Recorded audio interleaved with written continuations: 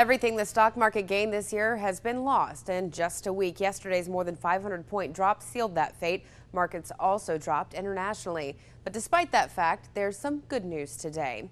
Good evening. I'm Amanda Decker in for Mike Mickle. Welcome to INN News. The jobs numbers are out for July and they are better than expected. Employers added 117,000 jobs last month, well above the 46,000 added in June. Economists predicted a gain of 75,000. The added jobs brought the unemployment rate down to 9.1% from 9.2%. But while this marks the 17th month in a row of job growth in the private sector, nearly 2.5 million new private sector jobs in all, we have to create more jobs than that each month to make up for the more than 8 million jobs that the recession claimed. But what I want the American people and our partners around the world to know is this: we are going to get through this. Things will get better, and we're going to get there together. Still, people are on edge after lawmakers raised the debt ceiling and after recent stock market losses. The average 401k has lost $12,000 in the last 2 weeks. But as Evan Axelbank reports, experts say staying calm is the best way to navigate these tough financial times. Walk the streets asking about money on a day when the stock market dropped more than 500 points, and it doesn't take much time to find people who are stressed. I see my retirement going up in smoke. 73-year-old Hypoluxo retiree Bob Lucky feels anything but. He says the value of his stock investments is down more than $20,000 in the last month.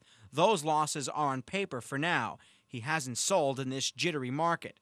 Even so, the financial news compound the troubles that his family is already facing.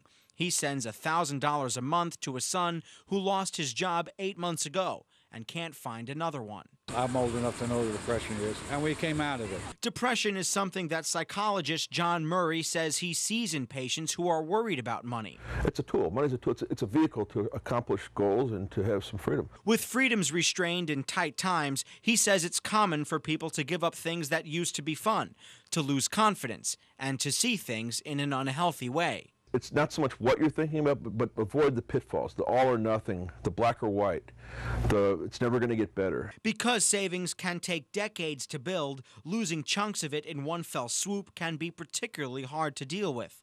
Murray says a reasoned, positive outlook, however difficult, is vital. It's one reason that Bob Lucky is so happy to see his grandchildren today. What are grandpas for? Spoil the kids. The Senate has voted in favor of an agreement to end the partial shutdown of the Federal Aviation Administration. It will end an impasse that put thousands of federal employees out of work and halted activity on 200 airport construction projects. However, some feel the bipartisan agreement is a stopgap measure that might be an obstacle to long-term FAA reauthorization in the future. A crafty move by Kraft, and who has the worst internet service in the nation? Ryan Bass has these stories in Back to Business. Kraft Foods is splitting into two separate companies. Kraft says it will create one business to focus on snack foods, with the other aiming at grocery stores. Executives say the split will strengthen both companies. They aim to have it completed by next year. Kraft brands include Velveeta, Oscar Mayer, Maxwell House, Capri Sun, Jell-O, Miracle Whip, and Nabisco.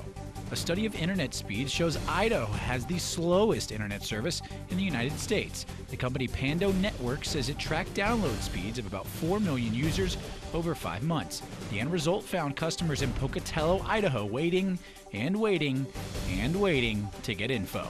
Locals say there's just aren't enough options for fast downloading speeds. And Budweiser gets its first makeover in over a decade. Anheuser-Busch is making the can look more, quote, powerful and positive to bring back its core consumer, young men who have been hit hard by the recession. But it also appeals to new customers. The new can puts more emphasis on the beer brand's iconic bow tie logo and is heavier on the color red. Bottoms up. For Back to Business, I'm Ryan Bass. A decision on where Casey Anthony will serve her probation has been put on hold today. Judge Belvin Perry deferred his decision during a hearing in Orlando. Perry says he needs more time to research the case. Anthony may have to serve a 1-year probation for a check fraud conviction. Right now, she appears to be hiding out in Ohio. This has definitely been a long, hot summer, dangerously hot, especially in the Lone Star State. Today will likely be the 35th consecutive day that temperatures in the Dallas area surpass the 100-degree mark. And a really sad story out of Dallas today. 79-year-old Dolores Grisham died in her home from heat. Her neighbor says someone stole the elderly woman's air conditioning unit. She had no idea. She said her house was hot. I said, that's the reason why your house is hot, because your air conditioning system is gone. The unit was ripped out of a cage. Officials say this July was the hottest month in Texas history. A disturbing case of animal cruelty out of Council Bluffs, Iowa. Police say Gerardo Martinez killed a cat, throwing it out of a window. But the story gets even more bizarre. We do want to warn you, some of the details in this story are a bit graphic. Shelly Russell from our affiliate KPTM has the story. It's crazy. It's insane. I don't know why they would. I don't know why anybody would want to do something like that. People in Council Bluffs are disgusted after hearing allegations against this man, 30-year-old Gerardo Martinez. Police say he was naked in his apartment here near 4th and Broadway, and that neighbors saw him throw a cat out his 7th floor window. There's a lot of kind of just strange people here. Police say Martinez admitted he was high on meth and that he performed a sex act on the cat before throwing it to its death from his apartment window. I mean, I can't imagine an animal would enjoy anything like that. And for someone to do that to an animal is just disgusting. Pretty disturbing and sick, and couldn't believe somebody that would do something like that. I mean, who would do that to a cat for one? That's pretty disturbing. I mean, I like animals, so. Police say the cat was thrown out the window along with other pornographic materials. Shelly Russell reporting for INN News. So what if someone steals your wallet and then comes to your home to give it back to you? This is exactly what happened in New Hampshire. The suspect was seen walking into a market, moving up and down the aisles, easily looking for a victim. He found one, a woman named Bernie. The suspect is then seen stuffing her wallet and GPS into his pocket and then walking out of the store's door. Hours later, after his photo appeared in a local newspaper, he showed up at Bernie's front door. He said, "I'm sorry." It's like I just stood there and froze. Turned around and ran down the driveway. But not before returning her GPS and money with an extra $10 for her troubles and a letter offering his sincerest apology, and then signs it, "Sorry and thank you, stupid." Still, police say the thief will be charged when they find him. A Florida family is about to be in the national spotlight. The Jones family of Bronson, Florida will be featured on TLC's Surprise Homecoming. The new series, hosted by Billy Ray Cyrus, reunites men and women with their families after serving a tour overseas. George Solis from our affiliate GTN spoke with the family about their experience and where they'll go from here. It's a reunion made possible by a TV show, but it's been a love story long before that. I've been married to my husband for 20 years. 20 years of what most would call a less than traditional union. He's always pretty much been in and out. It's not a choice James Jones has taken lightly.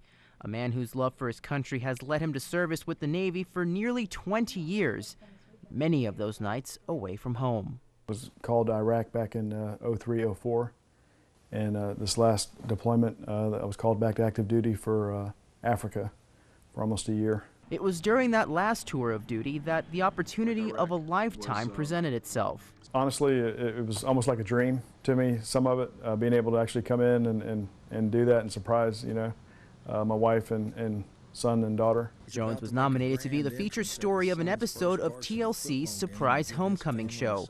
The series reunites military families like the Joneses in the national spotlight. In James' case, the cameras caught the emotional reunion at his son's football game. I had to do a double take on him, like I wasn't sure if that was actually him or not, but then I saw it was him and I was pretty emotional. I got choked up, but I was really especially happy for my son because he was able to make it to his football game. I got a little bit emotional, a little bit. I was trying to fight back the tears a little bit. Now back home, Jones is cherishing every moment with his family and resuming his work for the Levy County Commission, a job county leaders say isn't going anywhere. Jimmy will always have a job at the county. When he has to go back and be deployed again, he is welcome to go and is welcome to come back. And until that time, this family is whole once again. George Solis reporting for INN News.